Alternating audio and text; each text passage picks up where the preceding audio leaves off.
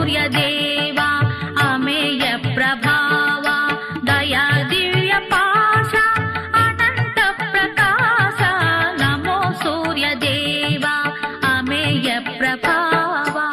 మహానుభావుడు ఒక్కొక్క ఋతువులో ఒక్కొక్క వర్ణాన్ని మారుతూ ఒక్కొక్క రంగులో ఉండి ఋతువులను ఏర్పాటు చేసి ఆయా ఋతువుల యందు కాలములో విశేషాన్ని ప్రచోదనం చేసి తదనుగుణంగా లోకంలో ఉండేటటువంటి ప్రాణుల యొక్క ఆరోగ్యం నిలబడడానికి, సృష్టి జరగడానికి, లయమైపోవడానికి కావలసినటువంటి కారణములను ఏర్పాటు చేసేటటువంటి సృష్టికర్త, స్థితికర్త, ప్రళయకర్త ఒకటై కనపడేటటువంటి కేవల తేజోమూర్తి సూర్యబింబం ఒక్కటే.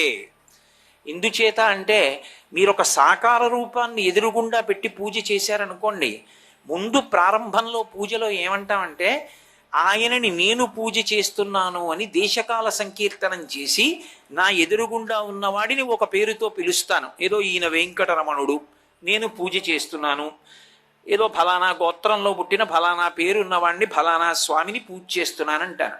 పూజ అంతా అయిపోయాక అసలు ఇది కాదయా సత్యం, అసలు సత్యం వేరే ఉంది.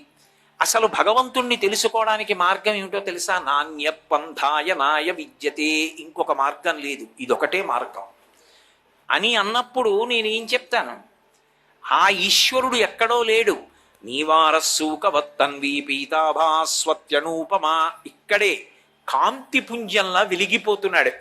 వడ్డుగింజ యొక్క చివరి భాగం మొన ఎలా గీరుకుంటుందో ఇలా అంటే అలా అంత చిన్న రూపం బిందు రూపంలో లోపల ప్రకాశిస్తున్నాడు. మళ్ళీ తస్య మధ్యే, ఆ మధ్యలో వెలుగుల ముద్దగా వెలుగుతున్నాడు. దాన్ని ఏ పేరు పెట్టి పిలు, నీ ఇష్టం. అది దివు ప్రకాశం.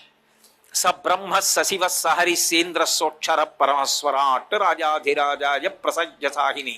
అందుకే పోతన గారు భాగవతం చేస్తూ 3 లోకములకు 3 కాలములకు 3 రూపములకును మూలమగుచు భేదమగుచు తిరిగ భేదమయ్యొప్పారు బ్రహ్మమనగ నీవే పాలనయన అంటారు.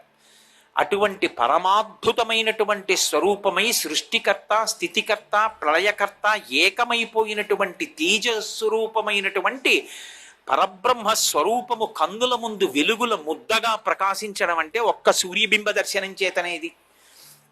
ఆయన లోకములకన్నిటికీ కూడా అన్నం పెట్టేవాడు ఎవరు అంటే సూర్య భగవానుడే అన్నం పెట్టాడు. అసలు ఈ లోకానికి మొట్టమొదట అన్నం పెట్టినవాడు ఆయనే.